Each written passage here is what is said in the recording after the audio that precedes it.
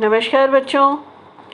बेटा आज मैं आप लोगों के सामने कक्षा 10 की हिंदी की वर्कशीट नंबर 35 के साथ उपस्थित हुई हूँ।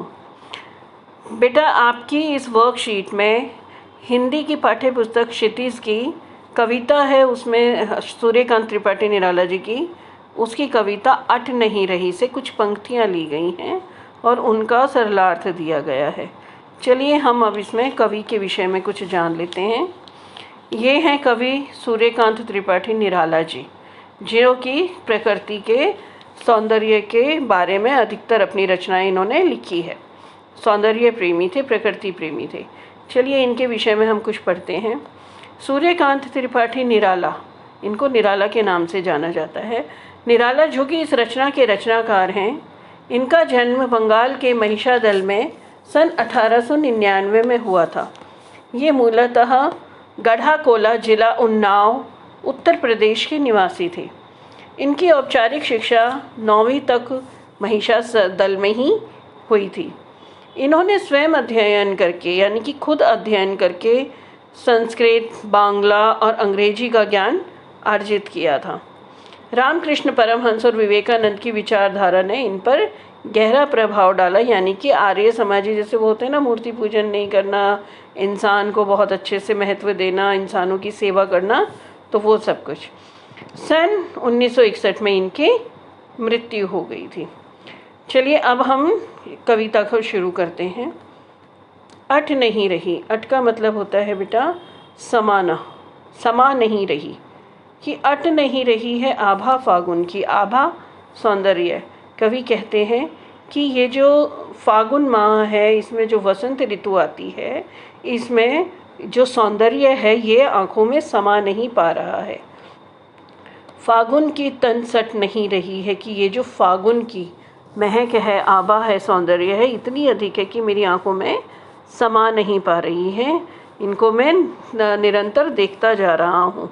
फागुन कौन सा माह होता है बेटा? 15 फरवरी से 15 मार्च के बीच में जिस महीने में होली भी आती है वो फागुन माह है। कहीं सांस लेते हो, भर भर देते हो, उड़ने को नभ में तुम पर पर कर देते हो। कवि कहते हैं कि वसंत ऋतु के आगमन से सभी पेड़ पौधे, नई कोपलें और रंग बिरंगे फूल लद जाते हैं, मानो प्रकृति फिर से दुल्हन के रूप में सज धज कर तैयार हो गई हो। इतना सुंदर और इतनी खुशबू से सारा का सारा माहौल महक उठता है। उस समय ऐसा लगता है जैसे फागुन खुद सांस ले रहा हो। यहाँ पर मानवीकरण अलंकार का प्रयोग हुआ है बेटा। आँख हटाता हूँ तो हट नहीं रही है, कि इस सौंदर्य को देखते हुए मैं अपनी आंखें हटाना भी चाहता हूँ तो मेरी आंखें हट नहीं रही हैं। पत्तों से लदी डाल, कहीं हरी कहीं लाल, कहीं पड़ी है उर्मे, उर मतलब गला, कहीं पड़ी है उर्मे मंद गंध पुष्पमाल। कि ऐसा लगता है कहीं पर ये हरे हरे नई नई कोपलें हो जाती हैं ना बेटे, वसंत के महीने में नई कोपलें, हरी हरे नए नए पत्ते आते हैं, नई नई कलियां खिलती हैं, तो ऐसा लगता है जैसे कि प्रकृति ने अपने गले में लाल लाल फूलों की मालाएं डाल रखी हों। पाट पाट शोभा श्री पट नहीं रही है, कि जगह जगह पर जो इतनी सुंदरता है वो पट नहीं रही है, समा नहीं रही है। तो ये है हमारी व्याख्या। अब हम जो यहाँ पर आपकी वर्कशीट में व्याख्या दी गई है ये पढ़ते हैं। इसका भावार्थ है, प्रस्तुत पंक्तियों में कवि ने फागुन माह में आने वाली वसंत ऋतु का वर्णन बहुत ही खूबसूरत ढंग से किया है। कवि कहते हैं कि फागुन की आभा इतनी अधिक है कि वह प्रकृति में समा नहीं पा रही है। फागुन माह में ऐसा लगता है मानो प्रकृति एक बार फिर दुल्हन की तरह सज धज कर तैयार हो गई है। बेटा इसमें मानवीकरण अलंकार का प्रयोग किया गया है, जहाँ पर प्रकृति को, निर्जीव वस्तुओं को मानव की क्रियाओं से सहेजा जाता है, कि ऐसा माना जाता है जैसे मानव की क्रियाएं हैं वो प्रकृति कर रही है। क्योंकि वसंत ऋतु के आगमन से सभी पेड़ पौधे नई नई कोपलों, नई कोमल पत्तियों व रंग बिरंगे फूलों से लद जाते हैं, और जब भी हवा चलती है तो सारा वातावरण उन फूलों की भीनी खुशबू से महक उठता है। उस समय ऐसा लगता है मानो फागुन खुद सांस ले रहा हो और वातावरण को महका रहा हो। कवि कहते हैं कि कभी ऐसा एहसास होता है जैसे तुम किसे कहा गया है? फागुन माह को। फागुन माह कौन सा होता है बेटे? जिसमें होली आती है। आसमान में उड़ने के लिए अपने पंख फड़फड़ा रहे हो। कवि वसंत ऋतु की उस सुंदरता पर मोहित है। इसलिए कहते हैं कि मैं अपनी आँखों को हटाना तो चाहता हूँ, पर मेरी आँखें हट नहीं रही हैं।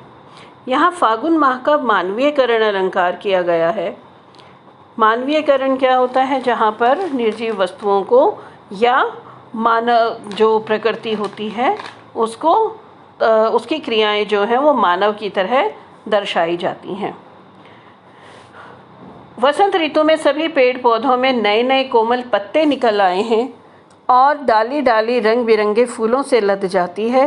कवि उस समय की कल्पना करते हुए कहते हैं कि ऐसा लग रहा है मानो प्रकृति ने अपने गले में रंग बिरंगी भीनी खुशबू देने वाली सुंदर सी माला पहन रखी है। कवि के अनुसार प्रकृति के कण कण में इतनी सुंदरता बिखरी पड़ी है कि वह धरा में समा नहीं पा रही है। यहाँ भी मानवीकरण किया गया है। इसके शब्दार्थ हैं समाना, पाट पाट, जगह जगह, शोभाश्री, सौंदर्य से भरपूर, पट, समा नहीं रही। प्रश्न उत्तर: कवि की आँख फागुन की सुंदरता से क्यों नहीं हट रही है? क्योंकि वहाँ इतना खूबसूरत दृश्य है। प्रकृति में नए नए पेड़ों पे नई नई कोपलें हैं, पत्ते हैं, फूल हैं। वो दृश्य सारा इतना सुंदर है कि कवि की आँख फागुन की सुंदरता से हट नहीं पा रही है। दूसरा प्रश्न है, फागुन में ऐसा क्या होता है जो बाकी ऋतुओं से भिन्न होता है? फागुन में क्या होता है बेटा? हर तरफ फूल होते हैं, खुशबू होती है। बहुत ही प्यारा सा वर्णन कवि ने इसमें किया है फागुन के महीने का। फागुन के महीने में ऐसा लगता है मानो प्रकृति एक बार फिर से दुल्हन की तरह सज धज कर तैयार हो गई। क्यों? क्योंकि वसंत ऋतु के आने से सभी पेड़ पौधों में नई नई कोमल पत्तियां आ जाती हैं, रंग बिरंगे फूलों से लद जाते हैं पेड़, और जब हवा चलती है तो सारा वातावरण उन फूलों की भीनी खुशबू से महक उठता है। ठीक है। अब है तीसरा क्वेश्चन, प्रकृति के सौंदर्य की दृष्टि से। जब प्रकृति बहुत सुंदर लगती है, प्रकृति की सुंदरता को आप किस तरीके से देखते हैं? तो प्रकृति के सौंदर्य की दृष्टि से आपको सबसे अच्छी ऋतु या महीना कौन सा लगता है? ये बेटे आप लोगों के अपने जवाब हो सकते हैं अपने हिसाब से। किसी को सर्दी का मौसम अच्छा लगता है, किसी को गर्मी के मौसम में जब आम के पेड़ और ये सब कुछ होता है बहुत सुंदर लगता है, किसी को जब सर्दियों में बर्फ़ गिरती है तो वो बर्फीले पहाड़ों का सौंदर्य बहुत सुंदर। तो ये अपनी अपनी सबकी इच्छा है, सबकी अपनी पसंद है कि उसे क्या।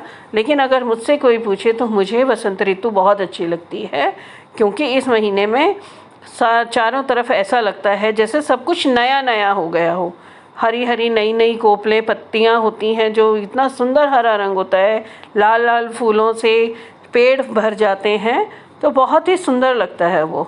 ठीक है, तो आप लोग भी अपनी पसंद सोच समझ कर बताइए। चौथा है, जब देखिए इसमें बताया गया है बेटा आपको मानवीकरण किसे कहा जाता है। जब प्राकृतिक वस्तुओं जैसे पेड़ पौधे, बादल आदि में मानवीय भावनाओं का वर्णन हो, यानी कि निर्जीव चीज़ों में सजीव होना दर्शाया जाए, वहाँ मानवीकरण अलंकार होता है। जैसे फूल हंसे, कलियाँ मुस्काईं।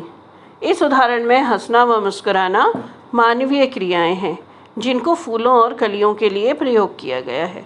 बेटा 9th क्लास में भी आप लोगों ने मेघ आए कविता पढ़ी होगी, उसमें भी मानवीकरण अलंकार का प्रयोग हुआ है। जिस प्रकार कहते हैं वो नदी भागी और पेड़ ने जुहार की, पीपल ने जुहार की, ये सारे मानवीकरण अलंकार हैं। ऐसे ही बेटा इस कविता में भी आप लोगों को मानवीकरण उदाहरण दिए गए हैं, तो आपको इनमें से अपने मानवीकरण उदाहरण छांटिए। ठीक है, यहाँ पर जैसे मैंने बताया दुल्हन की तरह प्रकृति सज धज कर तैयार हुई, तो अब हम इसे बहुत अच्छे से समझ चुके हैं। बाकी उदाहरण आप लोग इसमें से खुद ही ढूंढेंगे। ठीक है बच्चे, आज की वर्कशीट हमने कंप्लीट कर ली।